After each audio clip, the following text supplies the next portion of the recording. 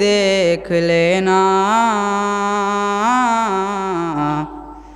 مفتیو تم ذرا چلتے چلتے اپنی آنکھوں سے ہی دیکھ لینا مفتیو تم ذرا چلتے چلتے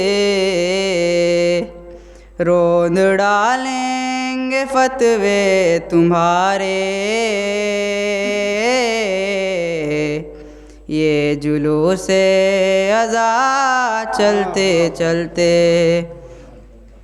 کچھ قدم ہوئے بڑا شے کی جانب کچھ قدم شہ بڑے ہوئے کی جانب بشدی چند لقموں میں شہ نے حر کی ساری خطا چلتے چلتے بولے اصغر ہما کرن میں بابا لے آئے تھے ساتھ ورنہ میں مدینے بھی ہوتا تو آتا گھٹنیوں کربلا چلتے چلتے اپنی آنکھوں سے ہی دیکھ لینا مفتیو تم ذرا چلتے چلتے مشق پرچم میں بتلا رہی ہے شام سے یہ صدا آ رہی ہے پیاس سے میرا رشتہ نہ ٹوٹا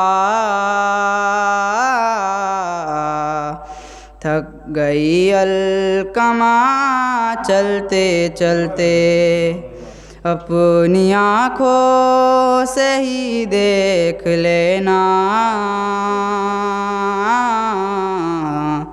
مفتیو تم ذرا چلتے چلتے روند ڈالیں گے فتوے تمہارے یہ جلوس ازا چلتے چلتے صلوات اللہم صلی علی محمد وآل محمد عجل فرج کہاں جائے آخر بیابان ہر سو شکستہ ہے پہلو اکیلی ہے زہرا رونے پہ پہرا مصائب کا صحرا اکیلی ہے زہرا در فاطمہ کو جلایا ہے تم نے کیا وعدہ اپنا بھلایا ہے تم نے تماچے نہ مارو مسلمانوں جاؤ علی کو بلاؤ اکیلی ہے زہرا بیاں کس سے جا کر کروں درد اپنا ہے غیروں کی دنیا نہیں کوئی اپنا کوئی جا کے بابا سے کہہ دو جا کر لے آؤ جا کر اکیلی ہے زہرا رونے پہ پہرا مصائب کا صحرا اکیلی ہے زہرا اے لخت جگر حسن بن حیدر یہ نانا کے پہلو میں سونے نہ دے گر تم آ جانا پہلو میں سو جانا ماں کے بقی میں یہاں پر اکیلی ہے زہرا رونے پہ پیرا مصائب کا سہرا اکیلی ہے زہرا شہ کربلا میں کہاں روکے ماں سے یہ مظلوم بیٹے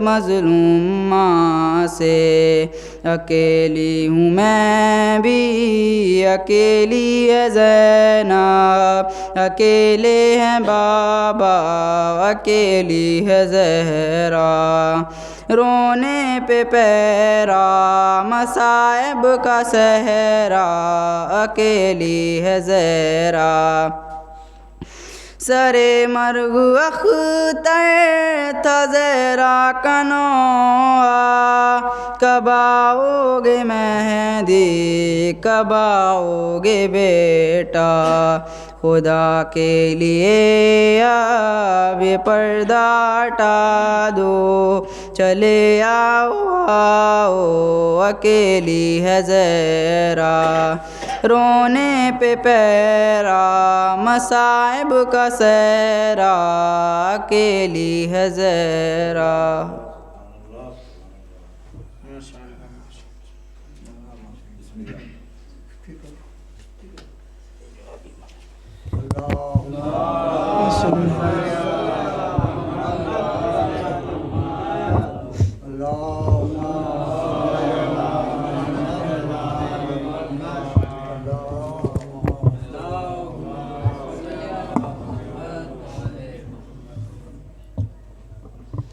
رحم اللہ من قرأ الفاتحہ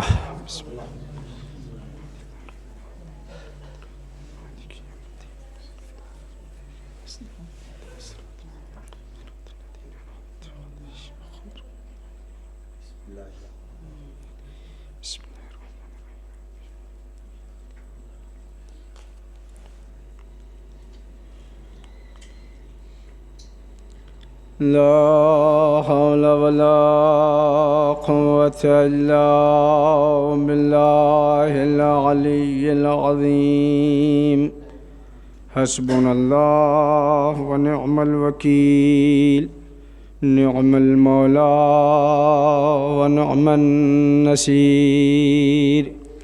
بسم الله الرحمن الرحيم الحمد لله الذي جعل الحمد مفتاحا لذكره وسببا لمزيد من فضله ودليلا على آلائه وعظمته ثم الصلاة والسلام والتحية والإكرام على حبيبه وخيرته حافظ سره ومبلغ رسالاته سيدنا ومولانا وشفيع ذنوبنا أبي القاسم مصطفى محمد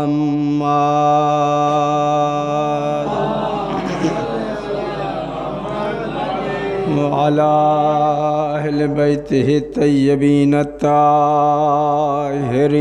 المعصومين الذين أذهب الله عنهم الرجس وطهرهم تطهيرا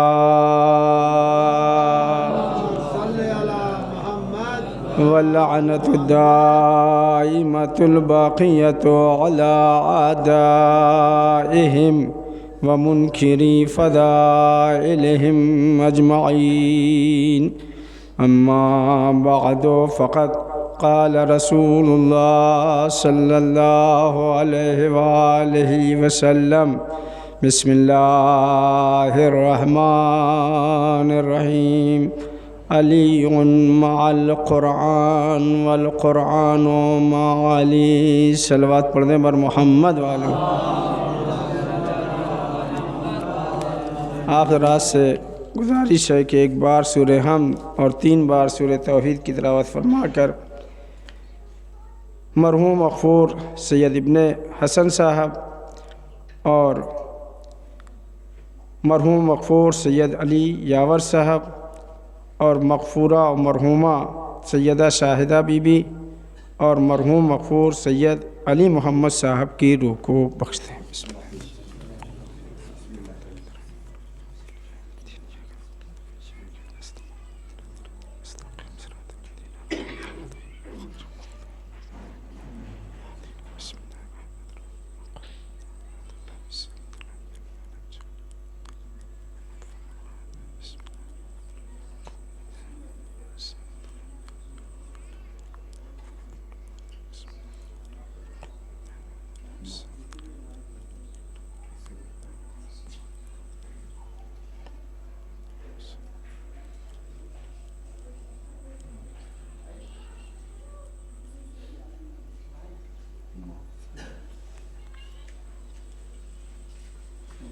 ایک بلند آواز سے صلوات پڑھیے محمد و آل محمد۔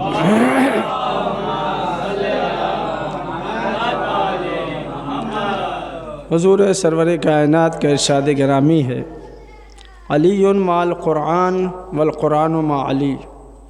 علی قرآن کے ساتھ ہیں اور قرآن علی کے ساتھ ہے۔ یہ کسی عام انسان کا کلام نہیں ہے بلکہ نبی کا کلام ہے، اور کسی عام نبی کا کلام نہیں ہے بلکہ اس نبی کا کلام ہے جس کی زبان پر مہر لگی ہوئی ہے، وما ينطق عن الهوى ان هو الا وحی یوحی۔ میرا رسول کچھ کہتا ہی نہیں مگر وہی کہتا ہے جو وحی الہی کہتی۔ تو نبی نے فرمایا ہے علی مع القرآن والقرآن مع علی۔ علی قرآن کے ساتھ ہیں اور قرآن علی کے ساتھ ہے۔ تو اس کا مطلب یہ ہے کہ یقیناً جہاں قرآن ہوگا وہاں علی ہوں گے، اور جہاں علی ہوں گے وہاں قرآن ہوگا۔ اور معیت کا مطلب ہی ہے جو فرمایا کہ علی مع القرآن والقرآن مع علی۔ علی قرآن کے ساتھ ہیں اور قرآن علی کے ساتھ ہے۔ ساتھ ہونے کا ہی مفہوم ہی یہی ہے، معیت کا مفہوم یہی ہے۔ جو خصوصیت قرآن میں پائی جاتی ہے وہی خصوصیت علی میں پائی جاتی ہے، اور جو خصوصیت علی میں پائی جاتی ہے وہی خصوصیت قرآن میں پائی جاتی ہے، ورنہ ساتھ رہنے کا مفہوم ادا نہیں ہو سکتا ہے۔ تو نبی نے فرمایا علی مع القرآن والقرآن مع علی۔ قرآن علی کے ساتھ اور علی قرآن کے ساتھ۔ تو اب ہمیں دیکھنا ہوگا قرآن کی خصوصیات کیا ہیں، قرآن کے امتیازات کیا ہیں۔ تو جب قرآن مجید کے آپ امتیازات دیکھنا چاہیں گے تو جب قرآن مجید اٹھا کے دیکھیں گے تو آپ کو ملے گا بسم اللہ الرحمن الرحیم، الف لام میم ذالک الکتاب لا ریب فیہ۔ الف لام میم ذالک الکتاب لا ریب فیہ۔ الف لام میم یہ وہ کتاب ہے جس میں کسی طرح کا کوئی شک و شبہ نہیں ہے۔ یہ وہ کتاب ہے جس میں کسی طرح کا کوئی شک و شبہ نہیں۔ صلوات پڑھیے محمد والے محمد پر۔ منیر بھائی سے گزارش ہے کہ آپ میری طرف متوجہ رہیں، موبائل کو تھوڑی دیر بند کر دیئے۔ صلوات پڑھیے محمد والے محمد پر۔ ایک اور بلند آواز سے صلوات پڑھیے محمد والے محمد۔ تو قرآن میں کیا اعلان ہوا؟ الف لام میم ذالک الکتاب لا ریب فیہ۔ الف لام میم یہ وہ کتاب ہے جس میں کسی طرح کا کوئی شک و شبہ نہیں ہے۔ قرآن کے مفاہیم حقیقت کے اوپر مبنی ہیں، قرآن کے مطالب حقیقت کے اوپر مبنی ہیں، اس میں کسی طرح کی شک و شبہ کی گنجائش نہیں ہے۔ تو تمام مترجمین کے ترجمے کو اٹھا کے آپ دیکھ لیے، جتنے بھی نے قرآن مجید کا ترجمہ کیا ہے سب نے لکھا الف لام میم ذالک الکتاب لا ریب فیہ۔ الف لام میم یہ وہ کتاب ہے جس میں کوئی شک و شبہ نہیں ہے۔ مترجمین نے سب نے لکھا الف لام میم۔ الف لام میم کا ترجمہ کسی ترجمہ کرنے والے نے نہیں لکھا، کسی مفسر نے نہیں لکھا۔ تو سوال یہ پیدا ہوتا ہے بھائی آپ ترجمہ کرنے بیٹھے ہیں قرآن مجید کا تو الف لام میم کا بھی ترجمہ کریے۔ آپ نے ترجمہ کیوں نہیں کیا؟ کہا صاحب ہم ترجمہ نہیں کر سکتے ہیں۔ کیوں؟ کہا اس لیے کہ اللہ کا راز ہے۔ یہ کیا ہے؟ اللہ کا راز ہے، ہم اللہ کے راز تک نہیں پہنچ سکتے ہیں۔ تو میں جملہ کہتا ہوں جس سے 3 حرف قرآن کا ترجمہ نہیں ہو سکتا ہے، اس کے لیے قرآن کافی کیسے ہو سکتا ہے؟ صلوات پڑھیے بر محمد آل محمد۔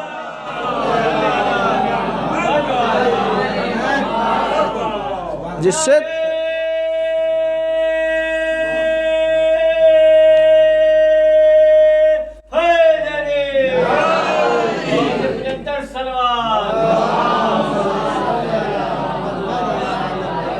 سے تین حرف قرآن کا ترجمہ بھی نہیں ممکن ہے، وہ کیسے کہہ سکتا ہے حسبنا کتاب اللہ، ہمارے لیے کتاب خدا کافی ہے؟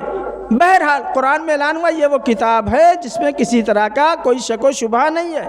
تو وہ قرآن کی ایک خصوصیت یہ ہے، ایک امتیاز یہ ہے کہ قرآن میں کسی طرح کا کوئی شک و شبہ نہیں پایا جاتا ہے۔ قرآن کے جتنے بھی مطالب ہیں، قرآن کے جتنے بھی مفاہیم ہیں، سب حقیقت کی بنیاد کے اوپر ہیں، حقیقت کے اوپر مبنی ہیں۔ تو آئیے دیکھا جائے، نبی نے فرمایا علی مع القرآن والقرآن مع علی، قرآن علی کے ساتھ اور علی قرآن کے ساتھ۔ تو قرآن کی خصوصیت یہ ہے کہ قرآن میں شک و شبہ کی گنجائش نہیں ہے۔ تو آئے دیکھیں علی کے لیے کیا فرمایا نبی نے، تو نبی نے فرمایا من شک فی علی فقط کفر، جس نے علی کے فضائل میں شک کیا وہ کافر ہو گیا۔ صلوات پڑھیے بر محمد آل محمد۔ تو جب قرآن کے مطالب میں شک و شبہ کی گنجائش نہیں ہے تو علی کے فضائل میں بھی شک و شبہ کی گنجائش نہیں ہے۔ اگر کوئی قرآن میں شک و شبہ کرے، میں آپ کے سامنے اگر قرآن میں غلطیاں نکالنے بیٹھ جاؤں، قرآن میں غلطیاں تلاش کرنے بیٹھ جاؤں، تو اس مجمع سے ہر انسان میں نہ گریبان پکڑ لے گا اور ممبر سے نیچے اتار دے گا، مولانا ہم نے آپ کو اس لیے نہیں بٹھایا تھا۔ قرآن مجید میں شک و شبہ کی گنجائش نہیں ہے۔ آپ قرآن مجید میں عیب نکال لیں، یہ وہ کتاب ہے جو بے عیب ہے، یہ وہ کتاب ہے جو بے عیب ہے، اس میں عیب نہیں نکالا جا سکتا ہے۔ تو بھائی جب قرآن میں عیب نہیں نکالا جا سکتا ہے، اگر کوئی قرآن میں عیب نکالے تو ہماری نگاہ میں کافر ہو جائے گا۔ تو جو رسول اور آل رسول میں عیب نکالے تو کیا شیخ الحدیث بن جائے گا؟ صلوات پڑھیے بر محمد آل محمد۔ تو بھائی قرآن کی خصوصیت یہ ہے کہ اس میں کسی طرح کا کوئی شک و شبہ نہیں پایا جاتا ہے۔ قرآن کیا ہے؟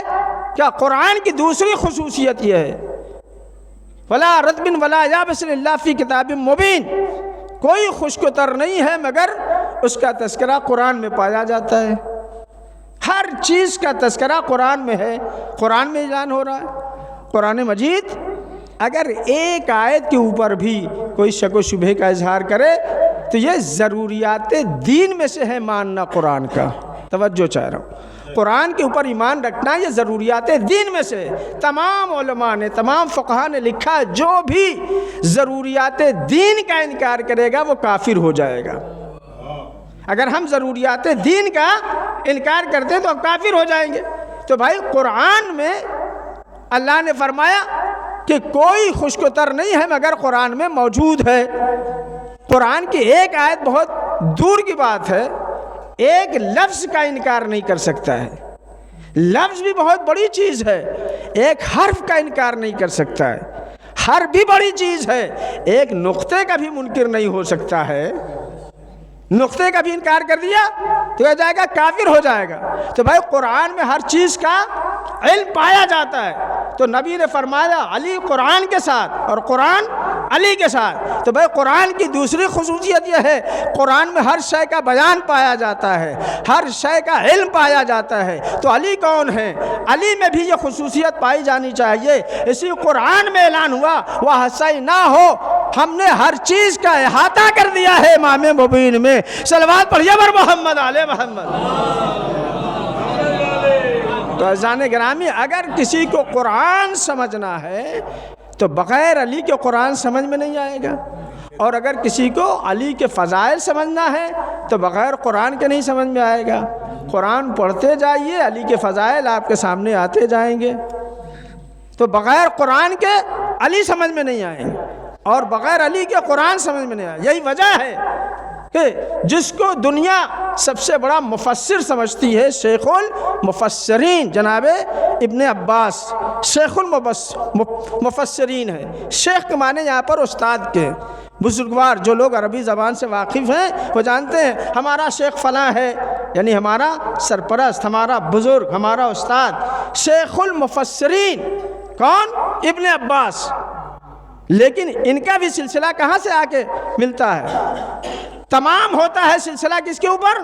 مولائے کائنات کے اوپر۔ اس لیے تاریخ کہتی ہے ایک شب جناب ابن عباس مولائے کائنات کی بارگاہ میں آئے، مولائے کائنات نماز سے فارغ ہوئے اور ابن عباس موجود تھے، آواز دیتے ہیں اے میرے مولا، اے میرے آقا، اے میرے سید، اے میرے سردار، ذرا آپ قرآن کی تفسیر تو بیان کیجئے، قرآن کی تفسیر بیان کیجئے۔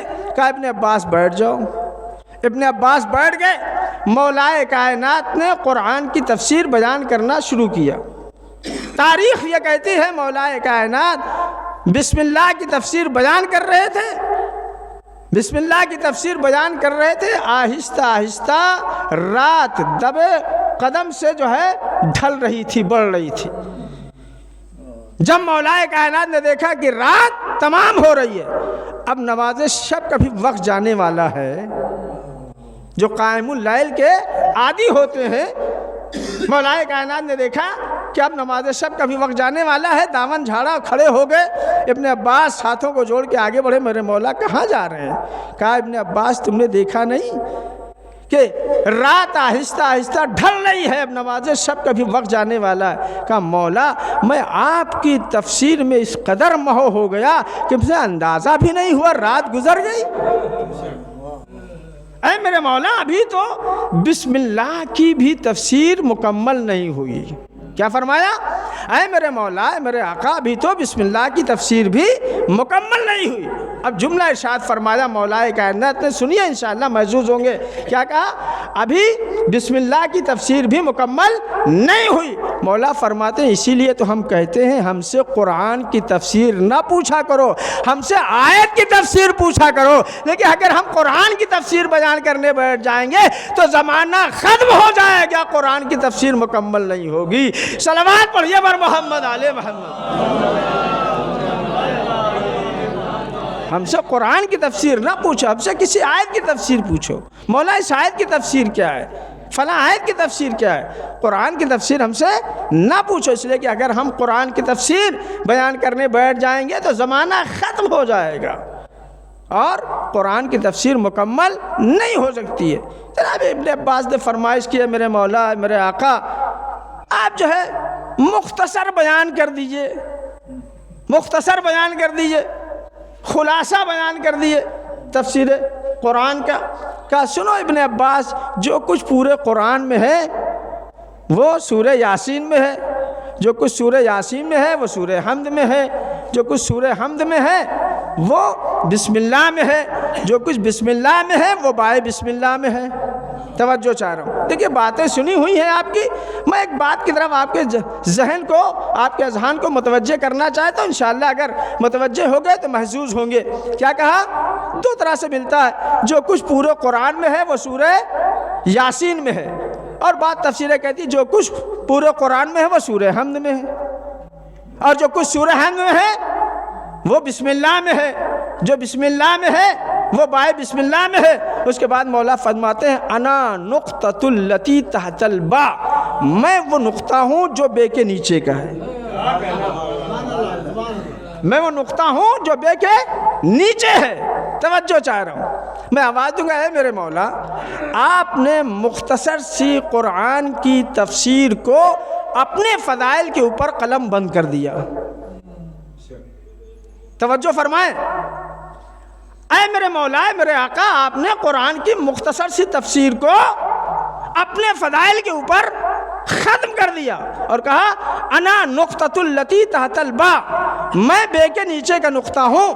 اے میرے مولا، ابن عباس نے آپ سے آپ کے فضائل نہیں پوچھے تھے، توجہ فرمائیں، ابن عباس نے آپ سے آپ کے فضائل نہیں پوچھے تھے، یہ نہیں کہتا ہے میرے مولا، اے میرے آقا، اے میرے سید، اے میرے سردار، آپ اپنے فضائل بیان کیجئے، ابن عباس نے جو سوال کیا تھا، اے میرے مولا آپ قرآن کی تفسیر بیان کیجئے، اور آپ نے تفسیر قرآن کو اپنے فضائل پہ لا کے ختم کر دیا۔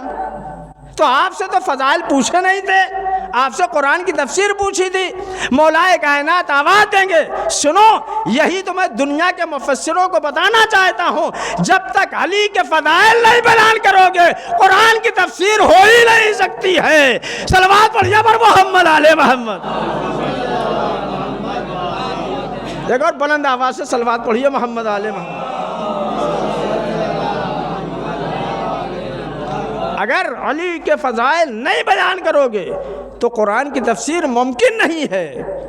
بغیر علی کے فضائل کے قرآن کی تفسیر ممکن نہیں ہے۔ تو اگر قرآن کی تفسیر بیان کرنا چاہتے تو علی کے فضائل تمہیں بیان کرنے ہوں گے۔ اب توجہ چاہ رہا ہوں، جس بات کی طرف آپ کے اذہان عالیہ کو لے جانا چاہتا ہوں، انشاءاللہ آپ متوجہ ہوں گے۔ صلوات پڑھیے محمد آل محمد۔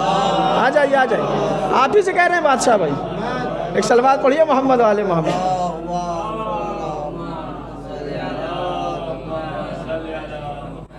ایک اور بلند آواز سے صلوات پڑھیے محمد آل محمد۔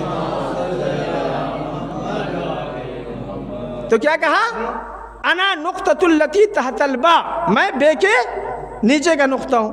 میں آواز دوں گا، اے میرے مولا، اے میرے آقا، اے میرے سید، اے میرے سردار، اگر آپ کو یہی کہنا تھا، آپ کو یہی بتانا تھا کہ میں قرآن کے نقطوں میں سے ایک نقطہ ہوں، اگر آپ کو ہی بیان کرنا تھا میں قرآن کے نقطوں میں سے ایک نقطہ ہوں، تو آپ یہ کیوں کہہ رہے ہیں میں نیچے کا نقطہ ہوں؟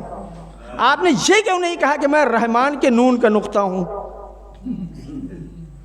یہ کہہ دیتے میں رحمان کے نون کا نقطہ ہوں، رحمان کے نون کا نقطہ ہوں۔ اچھا یہ کہہ دیتے میں رحیم کے دو نقطوں میں سے ایک نقطہ ہوں۔ اے میرے مولا، اے میرے آقا، میرے سید، آپ نے یہ کیوں فرمایا کہ میں بے کے نیچے کا نقطہ ہوں؟ توجہ چاہ رہا ہوں، میں بے کے نیچے کا نقطہ ہوں، یہ کیوں فرمایا؟ اب میرے مولا جانے، میرے مولا کا علم جانے کہ مولا نے کیوں فرمایا کہ میں بے کے نیچے کا نقطہ ہوں، یہ کیوں نہیں فرمایا کہ میں رحمان کے نون کا نقطہ ہوں یا رحیم کے دو نقطوں میں سے ایک نقطہ ہوں؟ تو مولا جانے، مولا کی مصلحت جانے۔ لیکن جو علماء علم حروف نے بیان کیا ہے وجہ، وہ لکھتے ہیں کہ یہ تو مولا جانے، مولا کا علم جانے، مولا نے کیوں فرمایا ہے کہ میں بے کے نیچے کا نقطہ ہوں، یہ نہیں فرمایا میں رحمان کے نون کا نقطہ ہوں، میں رحیم کے دو نقطوں میں سے ایک نقطہ ہوں۔ یہ تو مولا جانے، مولا کا علم جانے، مولا کے راز اور مصلحت جانے، مولا نے کیوں فرمایا میں بے کے نیچے کا نقطہ ہوں۔ لیکن جو بات ہم علماء کے سمجھ میں آئی ہے، علماء علم حروف بیان کرتے ہیں، جو بات ہماری سمجھ میں آئی وہ یہ ہے کہ جتنے بھی حروف عربی زبان میں ہیں نقطے والے، سمجھ جائے، توجہ چاہ رہا ہوں، جتنے بھی حروف قرآن میں جتنے بھی حروف عربی زبان میں ایک نقطے والے ہیں، ان میں سے اگر نقطہ ہٹا دیا جائے تو حرف کا معنی اپنی جگہ پر محفوظ رہتا ہے، حرف کا معنی اپنی جگہ پر سالم رہتا ہے، معنی ختم نہیں ہوتا ہے۔ مثال دیا، زال ہے، زال سے آپ نقطہ ہٹا دیجئے، دال بن جائے گا یا نہیں بن جائے گا؟ توجہ فرمائیں، زال سے نقطہ ہٹائیے، دال اپنی جہاں پہ محفوظ ہے۔ زے ہے، نقطہ ہٹائیے، رے اپنی جہاں پہ محفوظ ہے۔ جیم ہے، نقطہ ہٹا دیجئے، ہے بن جائے گا۔ خے ہے، نقطہ ہٹا دیجئے، ہے بن جائے گا۔ تو وہ فرماتے ہیں جتنے بھی حروف عربی زبان میں ایک نقطے والے ہیں، ان کی خصوصیت یہ ہے کہ اگر نقطہ ہٹا دیا جائے تو حرف کا معنی اپنی یہاں پہ محفوظ ہوتا ہے۔ لیکن بے ایک ایسا حرف ہے اگر نقطہ ہٹا دیا جائے، بے ایک ایسا لفظ ہے کہ اگر نقطہ ہٹا دیا جائے، ایک ایسا حرف ہے اگر نقطہ ہٹا دیا جائے تو معنی محفوظ نہیں رہے گا۔ مولا بتانا چاہتے ہیں، میں نے اسی لیے تو کہا نا نقطۃ التی تحت الباء، میں بے کے نیچے کا نقطہ ہوں۔ مولا بتانا چاہتے ہیں اگر علی کو ہٹا دو گے قرآن بے معنی ہو جائے گا۔ صلوات پڑھیے بر محمد آل محمد۔ ایک اور صلوات پڑھیے محمد آل محمد۔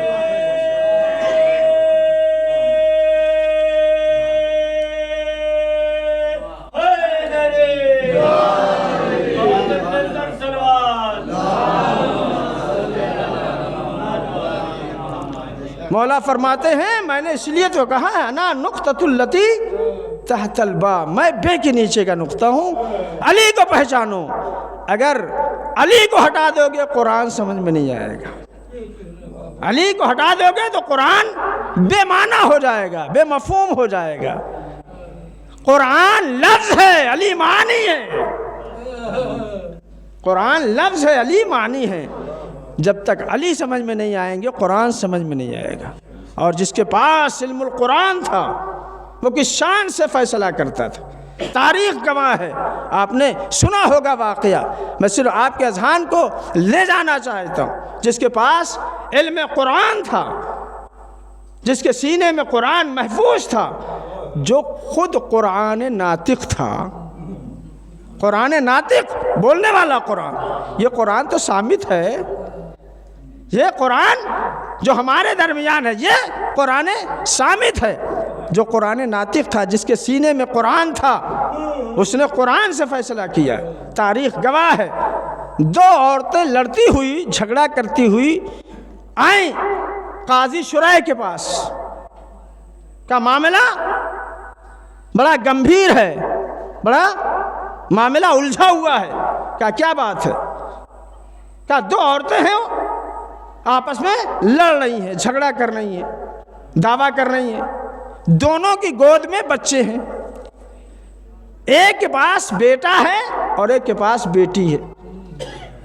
بیٹا والا کہہ رہی بیٹا جس کے پاس بیٹا ہے وہ عورت کہہ رہی بیٹا میرا ہے، اور جس کے پاس بیٹی ہے وہ کہہ رہی بیٹا میرا ہے، بیٹی اس کی ہے۔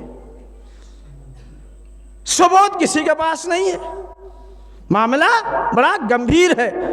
قاضی شرح پریشان ہو گئے، حیران ہو گئے، آخر فیصلہ کیسے کیا جائے؟ بینہ ہے نہیں، دلیل کسی کے پاس ہے نہیں، دونوں دعوے دار ہیں کہ بیٹا ہمارا ہے۔ وہ کہہ رہی نہیں بیٹی ان کی ہے، وہ کہہ رہا نہیں بیٹی ان کی ہے، بیٹا ہمارا ہے۔ جب قاضی شرح کے سمجھ میں یہ مسئلہ نہیں آیا تو کہیں گے چلیے چلتے ہیں خلیفے کے پاس، خلیفہ وقت کے پاس چلتے ہیں، ان سے فیصلہ کرائیں گے۔ آئے چنانچہ قاضی شرح لے کے ان دو عورتوں کو، اب ظاہر سی بات ہے جب یہ بات مشہور ہو گئی لوگوں میں تو تنہا قاضی شرح نہیں آئے بلکہ تمام افراد آئے۔ وہ افراد بھی آئے جو حافظ قرآن تھے، جو دعوے دار تھے کہ ہم حافظ قرآن ہیں، ہم قرآن کو حفظ کیے ہوئے ہیں۔ ساتھ ساتھ آئے، کس کے پاس آئے؟ خلیفہ دوم کے پاس آئے۔ کہا صاحب قضیہ بڑا گمبھیر ہے، مسئلہ بہت گمبھیر ہے، معاملہ بہت سنجیدہ ہے۔ کیا بات ہے؟ قاضی شرح نے کہا کہ مسئلہ بہت آگے بڑھ چکا ہے، گمبھیر ہے۔ کیا بات ہے؟ کہا یہ دو عورتیں ہیں، ایک کی گود میں بیٹا ہے اور ایک کی گود میں بیٹی ہے، دونوں دعوے دار ہیں کہ بیٹا ہمارا ہے اور بیٹی سامنے والے کی ہے۔ کسی کے پاس کوئی دلیل نہیں، کوئی ثبوت نہیں، کوئی برہان نہیں، کوئی بینہ نہیں۔ فیصلہ کیا جائے تو کیسے کیا جائے؟ تھوڑی دیر گردن کو جھکا کے سوچتے رہے کہ مسئلے کا حل مل جائے، مسئلے کا حل مل جائے۔ جو افراد حافظان قرآن تھے ان سے کہا بھائی تلاش کرو، ہو سکتا ہے قرآن مجید میں کوئی آیت مل جائے جو اس قضیے کا فیصلہ بتا رہی ہو۔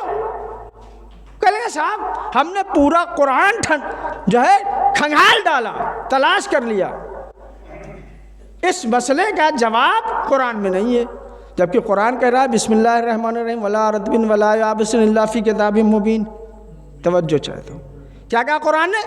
کوئی خشک و تر نہیں ہے مگر اس کا تذکرہ قرآن میں پایا جاتا ہے۔ جب قرآن کا دعویٰ ہے تو ہوگا ضرور۔ تلاش کرنے والی نگاہیں چاہیے۔ صلوات پڑھیے محمد آل محمد۔ دیکھیے کبھی کبھی میں جو ہے گھڑی دیکھ کے بیٹھتا ہوں لیکن درمیان میں پڑھتا رہتا ہوں تو گھڑی بھول جاتا ہوں کہ کہاں کے اوپر تھی سوئی۔ صلوات پڑھیے محمد آل محمد۔ لہٰذا جب بھول جاتا ہوں تو میں اکثر مجلسوں میں جہاں کے اوپر بڑی پابندی ہوتی ہے کہ صاحب وقتی کے اوپر تمام ہو جائے تو میں سوچتا ہوں کہاں پہ تمام کرنا ہے، وہ یاد رہے گا کہاں کے اوپر تمام کرنا ہے۔ خیر بہرحال مجلس سال ثواب ہے، 2-4 باتیں سن لیے، آپ کا زیادہ وقت نہیں لوں گا۔ بہرحال آپ کو تو قریب میں جانا ہوگا، مجھے دور جانا ہے۔ ایک صلوات پڑھیے محمد آل محمد، ایک اور بلند آواز سے صلوات پڑھیے محمد آل محمد۔ خلیفہ دوم کے سمجھ میں نہیں آیا کہ اس قضیے کا فیصلہ کیسے کیا جائے۔ تھوڑی دیر سوچتے رہے، ان لوگوں سے پوچھا، ان سے پوچھا، ان سے پوچھا، کہیں سے کوئی حل نہیں نکلا۔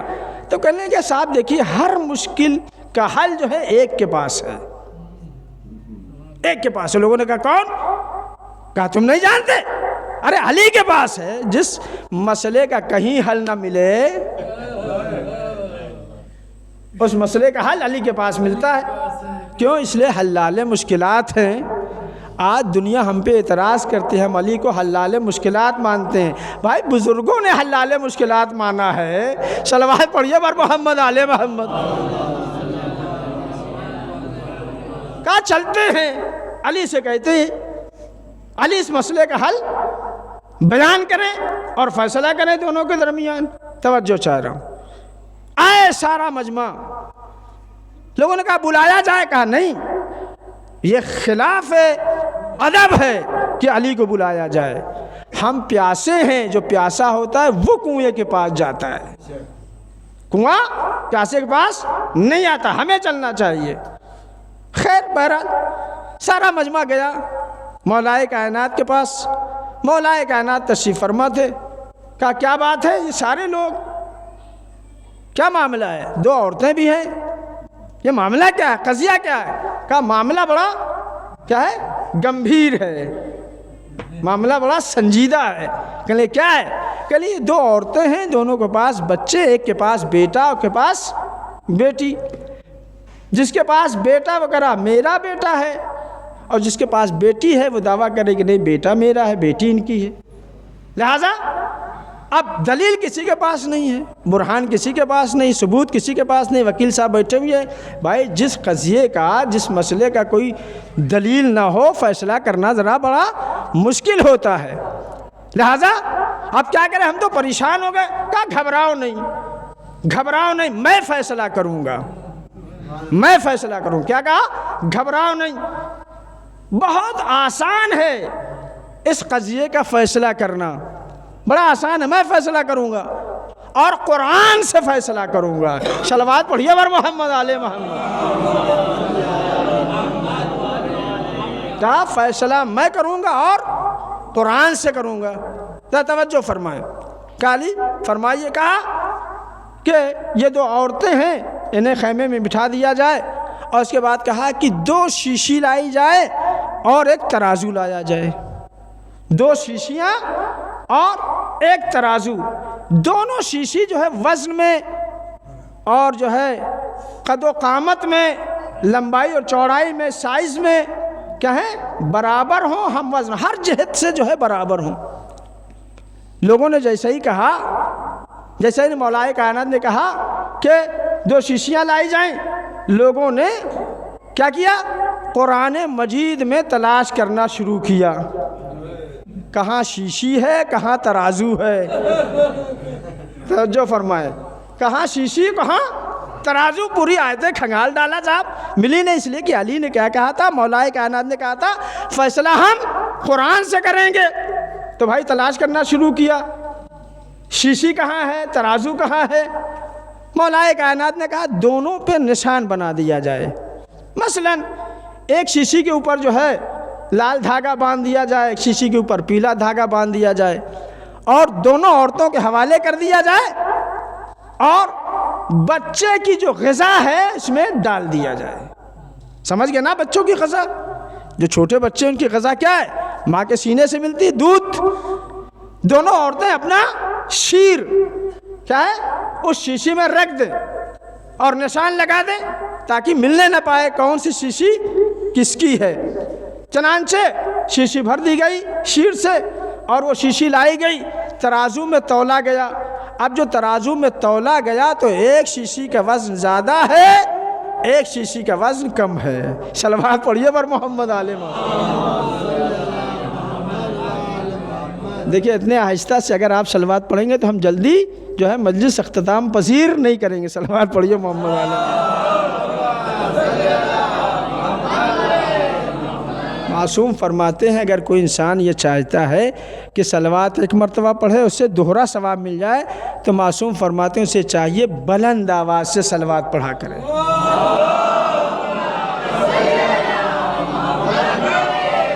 چنانچہ شیر ڈالنے سے پہلے شیشیوں کو تولا گیا تھا، برابر تھی ہر اعتبار سے، وزن کے اعتبار سے، سائز کے اعتبار سے. اور جب اس میں شیر ڈالا گیا تو کیا ہوا؟ ایک کا وزن زیادہ ہے، ایک کا وزن کم ہے. لوگ پریشان ہو گئے، گھبرا گئے. اے میرے مولا یہ بتائیے آپ نے قرآن سے فیصلہ کیسے کیا؟ قرآن سے فیصلہ کیسے کیا؟ مولا نے فرمایا سنو، جس شیشی کا وزن زیادہ ہے بچہ اس کا ہے، بیٹا اس کا ہے، اور جس شیشی کا وزن کم ہے وہ بچی اس کی ہے. فیصلہ ہو گیا نہیں ہو گیا؟ لوگوں نے کہا علی آپ نے کہاں سے فیصلہ کیا؟ کہا قرآن سے. کہا بڑی دیر سے ہم قرآن کی آیتوں کو کھنگال رہے ہیں، نہ ہمیں ترازو ملا، نہ شیشی ملی، نہ ہمیں وزن ملا. آپ نے فیصلہ کیسے کیا؟ کہا سنو، کیا تم نے قرآن مجید نہیں پڑھا ہے؟ نہ قرآن میں ترازو ملے گا، نہ وزن ملے گا، نہ شیشی ملے گی. قرآن نے نہیں پڑھا ہے تم نے، کہ قرآن میں اعلان ہو رہا ہے کہ مرد کا حصہ عورت کے مقابلے میں دوہرا ہوتا ہے. صلوات پڑھیے بر محمد علیہ محمد.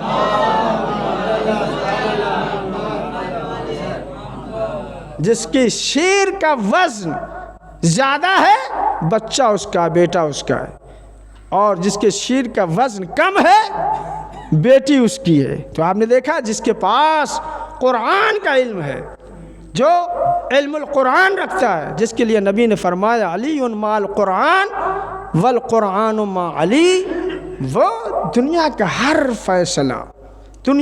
فیصلہ قرآن کی بنیاد کے اوپر. کتنی آسانی سے مسئلہ حل ہو گیا. آیت بھی پڑھ کے سنا دی. لوگ تلاش کر رہے تھے تو عزیزان گرامی قرآن کے مفاہیم میں کوئی شک و شبہ نہیں ہے. جس طرح سے قرآن کے مفاہیم میں کوئی شک و شبہ نہیں ہے، اسی طرح سے علی کے فضائل میں کوئی شک و شبہ کی گنجائش نہیں. علی کے فضائل، علی کے کمالات، اس لیے نبی نے حدیث ارشاد فرمائی علی مع القرآن والقرآن مع علی. علی قرآن کے ساتھ اور قرآن علی کے ساتھ. یہیں پر تمام نہیں ہوتی بات، بلکہ نبی نے فرمایا علی مع الحق والحق مع علی. علی حق کے ساتھ اور حق علی کے ساتھ. اور اس کے بعد دعا فرمائی پیغمبر نے، اے پالنے والے حق کو ادھر ادھر موڑنا جدھر جدھر علی مڑے. حق کو تابع بنایا ہے علی کا. علی تابع حق نہیں ہے، حق تابع علی ہے. اس کا مطلب یہ ہوا جہاں علی ہوں گے وہاں حق ہوگا. اگر باطل کا پتہ لگانا ہے تو یوں پتہ لگا لیا، اگر وہاں علی نہیں ہے تو وہاں سراسر باطل ہے. صلوات پڑھیے بر محمد علیہ محمد. بس آخری بات، اور آپ کی زحمت تمام، زحمت سماعت تمام ہے. لوگ کہتے ہیں صاحب زحمت کیوں کہہ رہے ہیں؟ اس لیے کہ جو ہے بہرحال ذاکر کی آواز میں ہو سکتا ہے مٹھاس نہ ہو، بار ہو رہا آپ کے سماعت کے اوپر. یہ کہا جاتا ہے کہ سماعت کی زحمت تمام ہونے والی، ورنہ یہ مجلس جو ہے رحمت ہے سراسر. یہاں رحمتوں کا نزول ہو رہا ہے. اور اپنے نوجوان بھائیوں کے لیے، اپنے چھوٹے بھائیوں کے لیے گزارش کر دوں کہ جہاں بھی فرش عذاب بچھتی ہے وہ جگہ جو ہے جنت سے کم نہیں ہے، جنت سے کم نہیں ہے. اب وقت نہیں ہے ورنہ میں آپ کے سامنے دلیل دیتا. بہرحال مختصر سن لیجئے کہ جہاں مجلس حسین برپا ہو وہاں کے اوپر جو ہے کیا ہوتی ہے، وہ جگہ جنت ہوتی ہے. اس لیے آیت اللہ العظمیٰ عارف زمانہ آغا بہجت فرماتے ہیں جب بھی مجلس حسین میں جاؤ تو یہ نہ کہو ہم مجلس میں گئے تھے مجلس سے واپس آ رہے ہیں. اگر کوئی تم سے پوچھے کہاں گئے تھے، کہاں سے آ رہے ہو، تو یہ نہ کہو کہ ہم مجلس حسین میں گئے تھے اور مجلس سے واپس آ رہے ہیں، بلکہ یہ کہو ہم جنت گئے تھے جنت سے واپس آ رہے ہیں. صلوات پڑھیے بر محمد علیہ. دلیل کیا ہے؟ جہاں ہم گئے تھے، جہاں مجلس امام حسین وہ جنت ہے، تاریخ یہ کہتی جناب سلمان گزر رہے تھے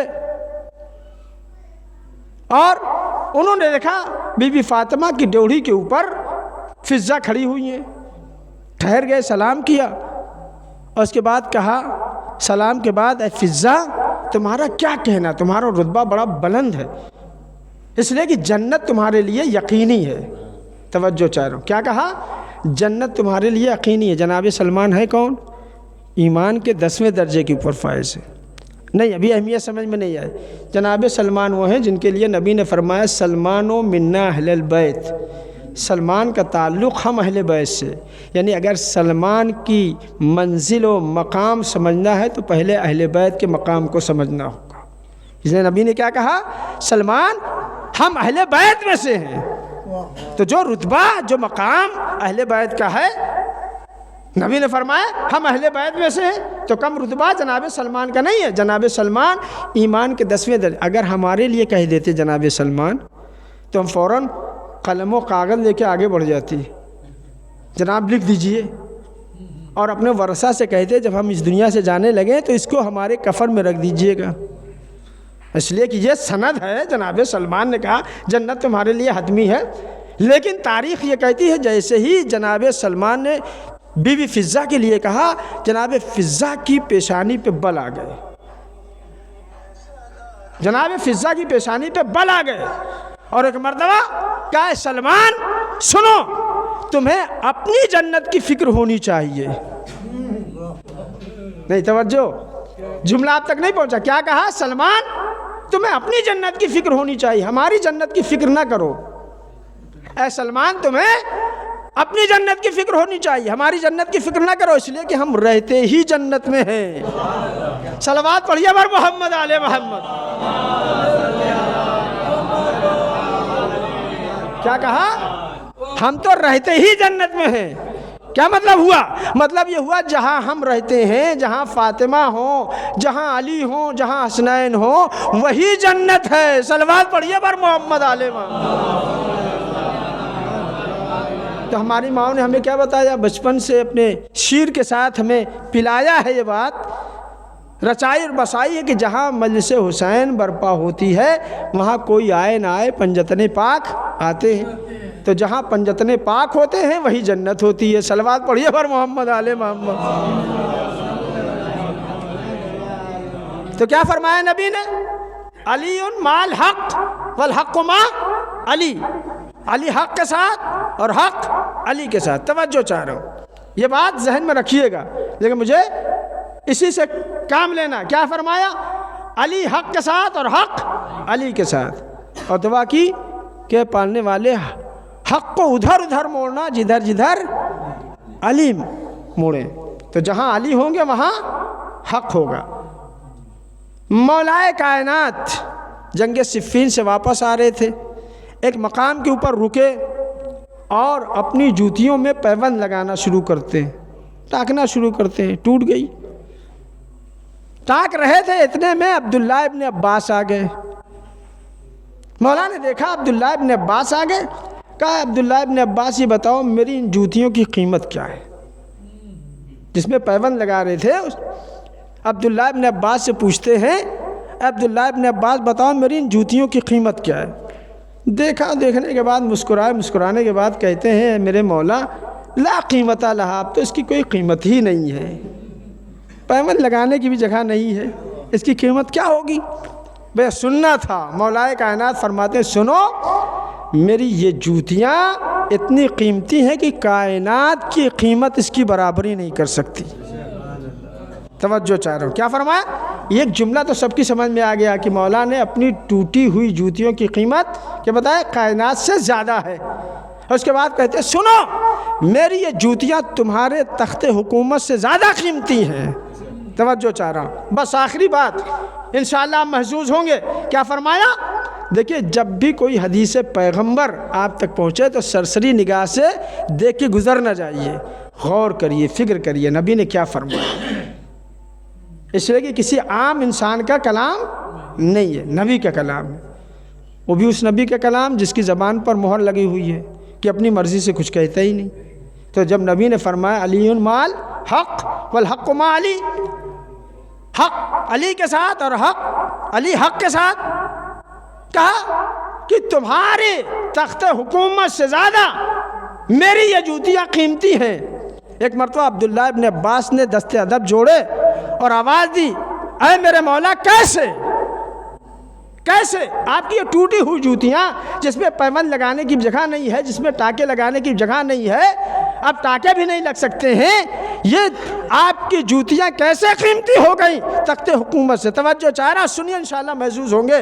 کیا کہا؟ اے میرے مولا کیسے یہ آپ کی ٹوٹی ہوئی جوتیاں تخت حکومت سے زیادہ قیمتی ہیں؟ کہا سنو، تمہارا تخت حکومت وہ ہے، آہستہ کہوں بات تاکہ سب تک پہنچ جائے، تمہارا تخت حکومت وہ ہے جس کے اوپر کبھی باطل کا قدم آیا کبھی حق کا قدم آیا۔ میری وہ جوتیاں ہیں جس میں صرف حق کا قدم آیا ہے، باطل کا قدم آ ہی نہیں سکتا ہے۔ صلوات پڑھیے بر محمد آل محمد۔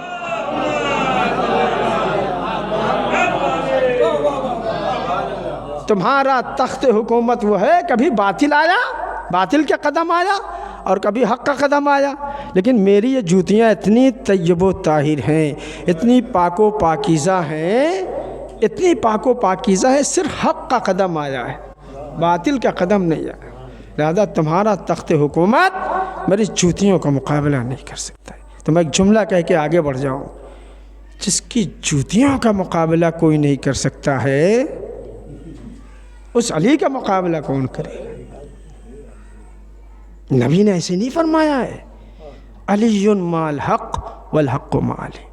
اور عزیزان گرامی، آپ حدیث سنتے رہتے ہیں کہ اولنا محمد واوسطنا محمد وآخرنا محمد وکلنا محمد، ہمارا پہلا بھی محمد، ہمارا درمیانی بھی محمد، ہمارا آخر بھی محمد، ہم سب کے سب محمد ہیں۔ روایت میں جس طرح سے یہ پورا گھرانہ، ہر فرد اپنے زمانے کا محمد ہے، اسی طرح سے اس گھرانے کی ہر فرد اپنے زمانے کی علی بھی ہے، اپنے زمانے کی علی۔ تو یہ صرف مولائے کائنات کی خصوصیت نہیں ہے، بلکہ امام حسن کی بھی، یہ بھی اپنے زمانے کے علی، حسین بھی اپنے زمانے کے علی۔ اب اگر حق و باطل کا فیصلہ کرنا ہو تو اندازہ لگا لیجئے حسین کے ساتھ کون ہے، زمانے کے علی کے ساتھ کون ہے، اور حسین جو زمانے کے علی ہیں ان کے مقابلے میں کون ہے۔ اور عزیزان گرامی، فرق بالکل واضح ہے، ہمیں صرف اپنی نگاہوں سے تعصب کی عینک ہٹا کے دیکھنا ہے، ورنہ بالکل واضح ہے، حق کے اوپر پردہ ہے ہی نہیں، حق سے زیادہ روشن کوئی چیز ہے ہی نہیں۔ تو عزیزان گرامی، جب دین کے اوپر وقت آیا تو جو اپنے زمانے کا علی تھا وہ مدینے سے کہہ کے نکلا، ان کان دین محمد لم یستقم الا بقتلی فیا سیوف خذینی، اگر دین محمد پائیدار اور استوار نہیں ہوتا ہے مگر میرے قتل کے ذریعے تو اے تلوارو آؤ حسین کا گلا حاصل ہے۔ عزیزان گرامی، امام حسین دین کی بقا کے لیے، دین کی حفاظت کے لیے، قرآن کے تقدس کو باقی رکھنے کے لیے، کعبے کی حرمت کو باقی رکھنے کے لیے اپنے نانا کا مدینہ چھوڑتے ہیں اور کربلا آ جاتے ہیں۔ اور کربلا میں آئے تو کون سی ایسی مصیبت ہے جو آقا حسین نے برداشت نہ کی؟ کون سی ایسی مصیبت ہے جسے امام حسین نے برداشت نہ کیا؟ ارباب ازا، کیا یہ کم مصیبت ہے کہ امام حسین کی موجودگی میں چھوٹے چھوٹے بچے ہائے پیاس کی صدائیں بلند کر رہے ہیں؟ جزاکم ربکم، خدا آپ کو کسی غم میں رلائے سوائے غم مظلوم کربلا کے، سوائے غم اہل بیت کے۔ ارباب ازا، بڑی آسانی سے ہم سن لیتے ہیں کہ امام حسین کے چھوٹے چھوٹے بچے ہائے پیاس کی صدائیں بلند کر رہے ہیں۔ ذرا آپ سوچئے، جب سینے پہ سونے والی سکینہ کہتی ہوگی بابا آپ کی سکینہ پیاسی ہے، تو امام حسین کی دل کی کیفیت کیا ہوئی ہوگی؟ جب ننھی سکینہ نے اپنے چچا عباس سے کہا ہوگا اے چچا عباس آپ کی سکینہ پیاسی ہے، تو سرکار باب الحوائج کی دل کی کیفیت کیا ہوئی ہوگی؟ دنیا کا کوئی انسان تصور نہیں کر سکتا ہے۔ اگر اندازہ لگانا ہے تو یوں اندازہ لگا لیے کہ ایک روز و شب اپنے چھوٹے سے بچے کو بھوکا اور پیاسا سلا کے دیکھیے، خدا کی قسم رات گزر جائے گی، آنکھوں میں نیند نہ آئے گی۔ اس لیے کہ جس کو بڑی تمناؤں سے پالا ہے، جس کو بڑی آرزوؤں سے پالا ہے، وہ نور نظر پیاسا ہے، وہ لخت جگر پیاسا ہے۔ ذرا سوچیں امام حسین کے دل کی کیفیت کیا ہوئی ہوگی۔ ارباب اعضاء، بی بی سکینہ کی پیاس، بی بی زینب کی پیاس، امام حسین کی پیاس، سرکار باب الحوائج کی پیاس، دنیا کا کوئی انسان تصور نہیں کر سکتا ہے کہ امام حسین کتنے پیاسے تھے۔ اگر بی بی زینب نے بیان نہ کر دیا ہوتا تو ہم تصور بھی نہیں کر سکتے تھے۔ روایت بتاتی ننھی سکینہ شب عاشور بی بی زینب کے خیمے میں آتی ہیں اور آواز دیتی ہیں، اے پھوپھی اماں آپ کی سکینہ پیاسی ہے، اے پھوپھی اماں آپ کی سکینہ پیاسی ہے۔ بی بی زینب نے آواز دی، میری لال سکینہ تم بول رہی ہو، اگر تم نہ بولتی تو میں سمجھ بھی نہیں سکتی تھی کہ میری سکینہ ہے۔ اس کی وجہ یہ ہے کہ میری نگاہوں سے اب کچھ دکھائی نہیں دیتا۔ زینب جدھر نگاہیں اٹھا کے دیکھتی ہے سر دھواں دھواں دکھائی دیتا ہے۔ یہ ہے بی بی زینب کی پیاس کا عالم۔ آئیے مقتل کربلا سے پوچھیں امام حسین کی پیاس کا کیا عالم۔ تاریخ مقتل کہتی ہے کہ امام حسین زخموں سے چور ہیں، نیزے پہ نیزہ کھائے ہوئے ہیں، تلوار پہ تلوار کھائے ہوئے ہیں، جسم کا کوئی حصہ ایسا نہیں ہے جہاں کے اوپر زخم کے نشان نہ ہو۔ اور امام حسین مقتل کربلا میں دوڑتے جاتے ہیں اور پیاس کا یہ عالم ہے کہ اپنی زبان کو اپنے دانتوں سے چبائے جاتے ہیں، گلا خشک ہو چکا ہے، ہونٹوں پہ پپڑیاں پڑی ہوئی ہیں، زخموں سے چور ہیں۔ ارباب اعضاء، جب جسم میں انسان سے خون بہتا ہے تو پیاس کا احساس زیادہ ہوتا ہے۔ امام حسین کے جسم میں خون جاری ہے، امام حسین کی پیاس کا یہ عالم ہے کہ مقتل کربلا میں دوڑتے جاتے ہیں اور آواز، اور امام حسین اپنی زبان کو اپنے دانتوں سے چبائے جاتے اور فوج جفاکار کے سامنے آن کے کہتے ہیں، اے فوج جفاکار تم قسم کھا کے بتاؤ، تم اقرار کر کے بتاؤ، تم اعتراف کرو، کیا میرے علاوہ کوئی اور نواس رسول اس روئے زمین پہ ہے؟ دشمن نے قسم کھا کے اقرار کیا، نہیں نہیں حسین، آپ کے علاوہ کوئی اور نواس رسول اس روئے زمین کے اوپر نہیں ہے، آپ ایک تنہا نواس رسول کی حیثیت سے اس روئے زمین کے اوپر ہے۔ امام حسین آواز دیتے، میں نواس رسول حسین تم سے کہہ رہا ہوں، میں اتنا پیاسا ہوں کہ مجھے زمین و آسمان کے درمیان کچھ دکھائی نہیں دیتا۔ حسین جدھر نگاہیں اٹھا کے دیکھتا ہے سر دھواں دھواں دکھائی دیتا ہے۔ ارباب اعضاء، امام حسین کی پیاس کا یہ عالم ہے، بی بی زینب کی پیاس کا یہ عالم ہے، سرکار باب الحوائج کی پیاس کا یہ عالم ہے، امام سید سجاد کی پیاس کا یہ عالم ہے۔ ہاتھوں میں ہتھکڑیاں، پاؤں میں بیڑیاں، گلے میں توقے خاردار، کمر میں لنگر۔ اور ارباب اعضاء ذرا سوچیں، بظاہر کربلا میں شہیدوں کا امتحان تمام ہو گیا، لیکن ارباب اعضاء امام سید سجاد کربلا میں بھی امتحان دے رہے ہیں، بعد کربلا بھی امتحان دے رہے ہیں۔ ذرا سوچیں امام حسین کے اوپر کیا گزری ہوگی جب آپ کے قافلے کو مقتل کربلا سے گزارا گیا اور آپ نے دیکھا بابا کا لاشا جلتی ہوئی زمین کربلا پہ پڑا۔ جزاکم ربکم، خدا آپ کو کسی غم میں رلائے سوائے غم امام حسین کے، غم اہل بیت کے۔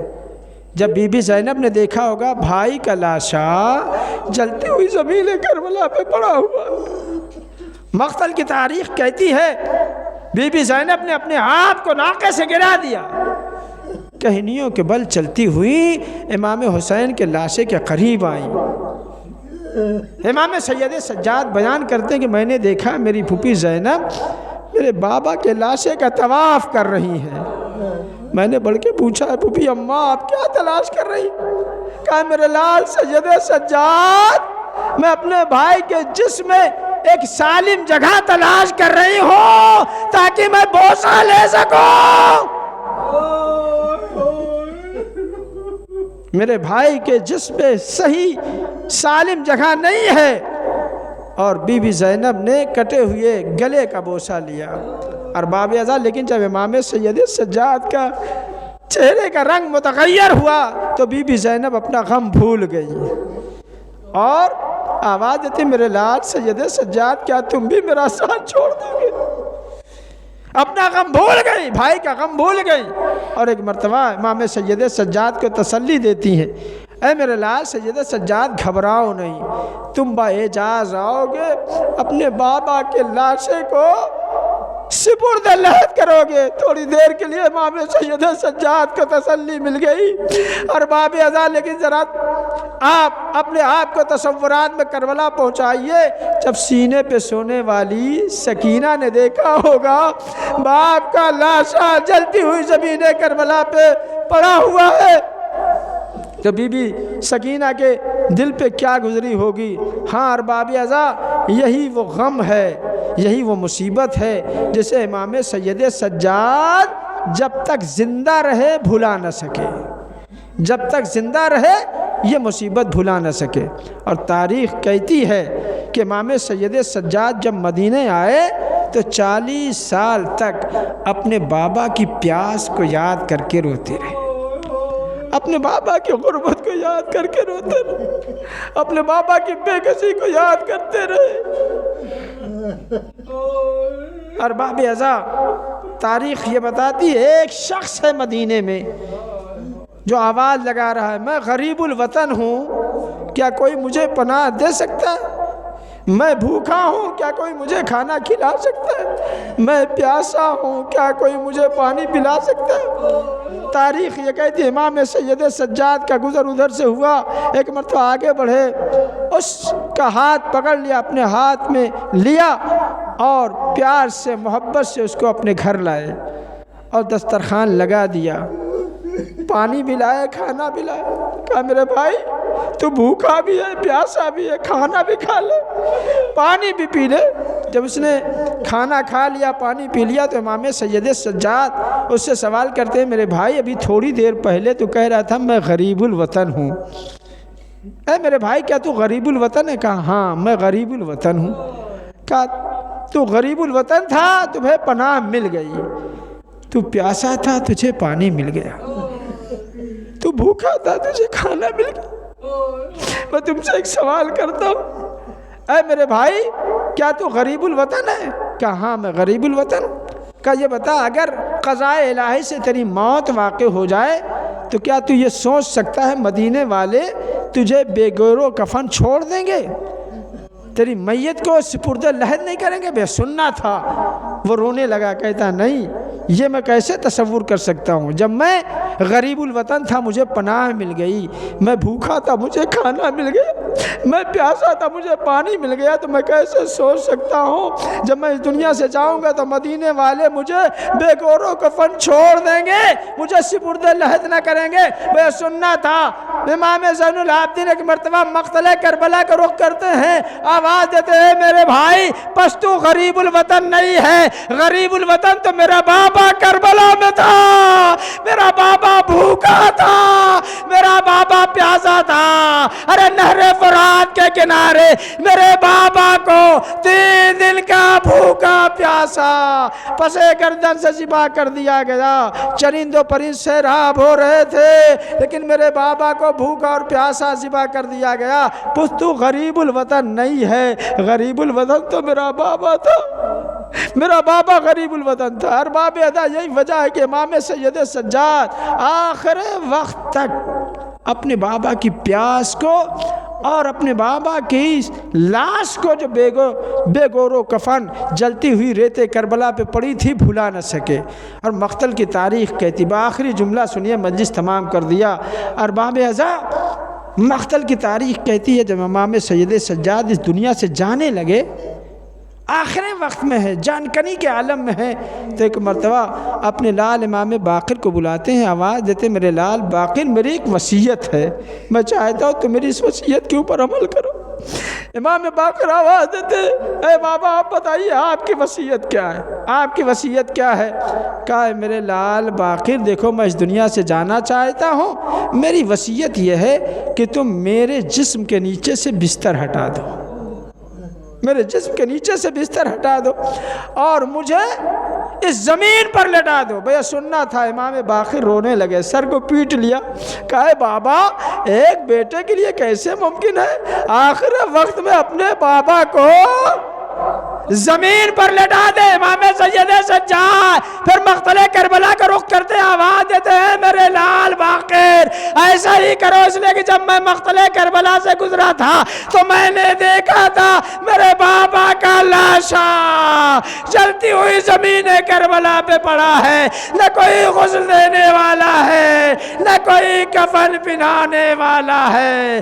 ہائے میرا بابا، ارے میرے بابا کا لاشا جلتی ہوئی زمین کربلا پہ پڑا تھا، یزید کے لشکر نے اپنے کشتہائے نجس کو تو دفن کر دیا، ہائے نواسہ رسول بے گورو کفن جلتی ہوئی زمین کربلا پہ پڑا۔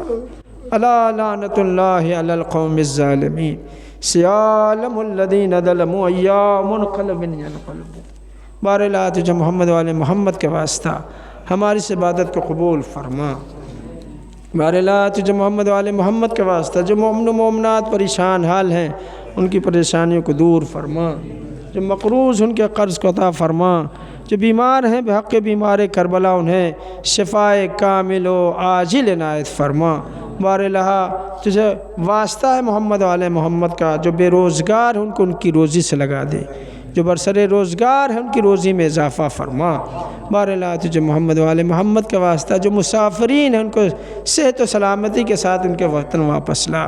بار الہ تجھے محمد والے محمد کے واسطہ امام زمانہ علیہ السلام کے ظہور میں تعجیل فرما، ہم سب کو امام کے ناصرین و مددگار میں شمار فرما۔ بار الہ تجھے محمد والے محمد کے واسطہ جن مرحومین اور مرحومات کے سال ثواب کے لیے مجلس منعقد کی گئی ہے ان کو جوار معصومین میں بلند سے بلند درجہ عنایت فرما، ان کے گناہان صغیرہ و کبیرہ کو معاف فرما۔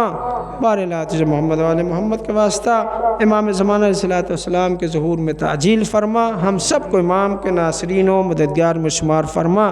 آپ حضرات سے درخواست ہے ایک بار سورہ حمد اور 3 بار سورہ توحید کی تلاوت فرما کر مرحوم و مغفور سید ابن حسن صاحب، ابن سید علی یاور صاحب اور سید علی یاور صاحب کی روح کو، اور مرحومہ مغفورہ شاہدہ بی بی بنت سید علی محمد صاحب اور سید علی محمد کی روح کو ارسال فرما۔